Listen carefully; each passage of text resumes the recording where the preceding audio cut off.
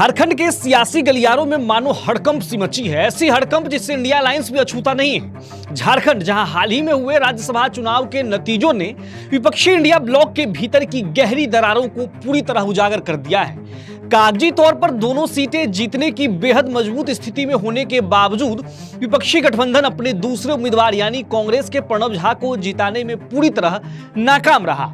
इस अप्रत्याशित हार और बड़े पैमाने पर हुई क्रॉस वोटिंग ने अब इंडिया गठबंधन के भविष्य पर कई गंभीर सवाल खड़े कर दिए हैं। राजनीतिक हलकों में यह चर्चा बेहद तेज हो गई है कि क्या यह गठबंधन अब टूट जाएगा या फिर राष्ट्रीय जनता दल ने बिहार में मिली टीस का बदला झारखंड में कांग्रेस से चुकता कर लिया है।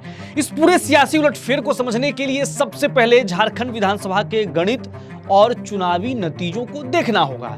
झारखंड की 81 सदस्यीय विधानसभा में किसी भी उम्मीदवार को राज्यसभा पहुंचने के लिए पहली वरीयता के 28 वोटों की जरूरत होती है।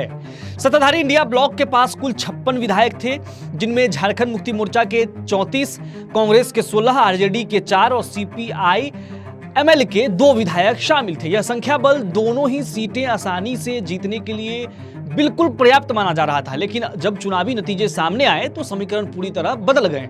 जेएमएम के वैद्यनाथ राम 30 वोट हासिल कर बेहद ही आसानी से चुनाव जीत गए, लेकिन कांग्रेस के प्रणब झा को महज 20 वोट ही मिले और वे चुनाव हार गए। वहीं दूसरी तरफ एनडीए समर्थित निर्दलीय उम्मीदवार और मशहूर बिजनेसमैन परिमल नथवानी ने 28 वोट हासिल कर बाजी मार ली। इस नतीजे के बाद सबसे बड़ा सवाल यह गूंज रहा है कि आखिर इंडिया ब्लॉक में क्रॉस वोटिंग किसने की। चुनाव परिणाम आने के तुरंत बाद कांग्रेस के झारखंड प्रभारी के राजू ने खुले तौर पर सहयोगी दलों आरजेडी और वाम दल पर विश्वासघात का बड़ा आरोप लगा दिया। उन्होंने दावा किया कि कांग्रेस प्रत्याशी को अपनी पार्टी के 16 और जेएमएम के 4 वोट मिले, जबकि आरजेडी और माले के विधायकों ने उन्हें वोट नहीं दिया।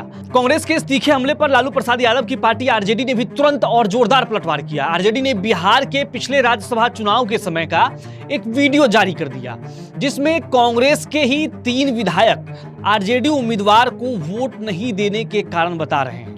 इसके साथ ही आरजेडी के राष्ट्रीय महासचिव और पोलिंग एजेंट रहे भोला यादव ने कहा कि लालू यादव और तेजस्वी यादव के निर्देशों के अनुसार उनके सभी 4 विधायकों ने इंडिया ब्लॉक के उम्मीदवार प्रणब झा को ही वोट दिया था।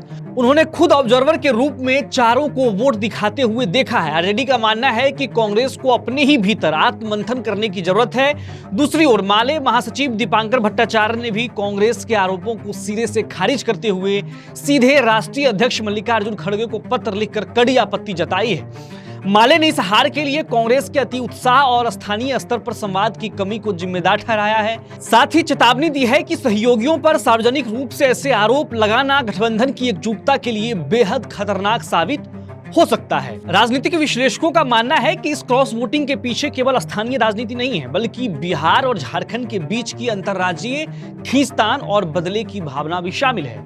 मार्च 2026 में बिहार राज्यसभा चुनाव के दौरान कांग्रेस के 3 विधायकों के अनुपस्थित रहने के कारण आरजेडी के उम्मीदवार अमरेंद्र धारी सिंह चुनाव हार गए थे। सूत्रों के मुताबिक आरजेडी ने झारखंड में कांग्रेस को मात देकर तेजस्वी यादव की ओर से उसी पुरानी सेंधमारी का बदला लिया है। इस बड़े झटके के बाद अब बड़ा सवाल यही है कि क्या इंडिया गठबंधन टूट जाएगा। जानकारों का कहना है कि इसके 2 मुख्य पहलू हैं। पहली बात यह है कि गठबंधन के तुरंत टूटने की संभावना बेहद कम है, क्योंकि झारखंड में सरकार को बचाए रखने और एनडीए का मुकाबला करने के लिए जेएमएम और कांग्रेस दोनों को एक दूसरे की सख्त जरूरत है। जेएमएम ने अपने कोटे के अतिरिक्त वोट भी कांग्रेस को ट्रांसफर किए थे, जिससे उनके बीच का सीधा टकराव टल गया है। हालांकि दूसरा पहलू यह भी है कि इस घटना से गठबंधन की दरारें और गहरी हो जाएंगी।